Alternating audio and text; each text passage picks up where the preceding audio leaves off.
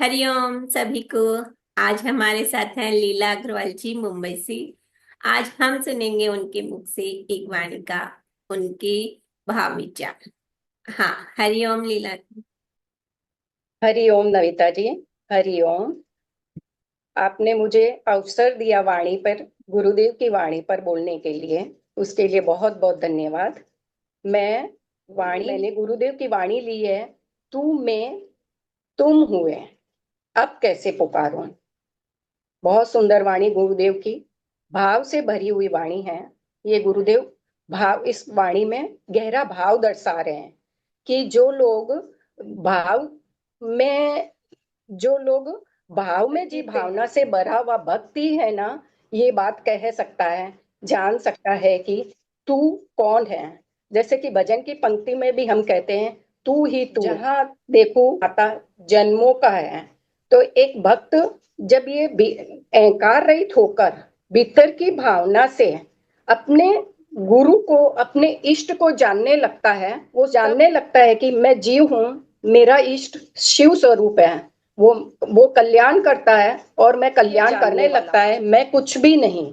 तभी वह संभव हो सकता है कि वह तू कहे कि मैं और तू मिलकर तुम हो गए। पर यह जीव कहता है कि जब मैं संसार में था तब तो मैं अपने आप को बड़ा समझ रहा था, पर जब तेरे द्वार पे आया तब मैं मिटी और तब तुझे जाना। तो तू ही तू का भाव आ रहा है। तो यही कहना चाह रहे हैं भक्त कि अब जो भी होगा, अच्छा या बुरा, तेरा ही भरोसे, तेरी ही कृपा के बल पर जी रहा हूं। तो जो सिर्फ भक्त, उदाहरण के लिए गुरुदेव हमेशा कहते हैं कि भक्त प्रहलाद है, जो अपनी भक्ति के बल पर राम नाम रूपी शक्ति को लेकर हर कष्ट को सह गया। कैसे कि उसे कष्ट कष्ट ही नहीं लग रहा था, वो अपने इष्ट के भाव में जी रहा था।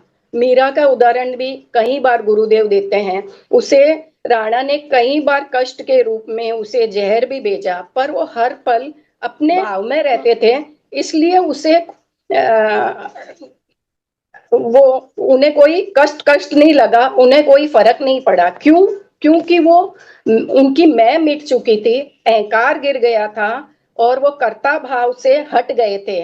तब वो एक भक्त कह पाता है कि मैं ये तन मन धन सब तेरा है, मेरा जीवन ही अब ये तेरा है। ये भक्त पुकारता नहीं है, अब सीधा कहता है, अब मेरे भीतर ना मैं रहा ना तू रहा, तू और मैं अब एक हो गए, तो हम तुम बन गए। तो ये भाव भक्त के अंदर जब जागने रखता है, तब वो भगवान से कहने लगता है कि तेरी में मेरे में अब कैसी दूरी है। अब तू ही बता, मैं किस नाम से पुकारूं।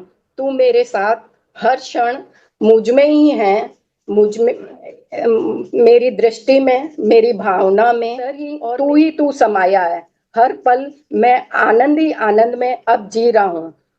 अब मैं कैसे कहूँ कि तू मेरे साथ नहीं है, कि मैं तुझे किस नाम से पुकारूं। जब तू ही मेरे साथ है तो तू मेरे अंग संगी है और मैं हर पल तेरे साथ में आनंद में जी रहा हूँ। हरिओम। हरिओम।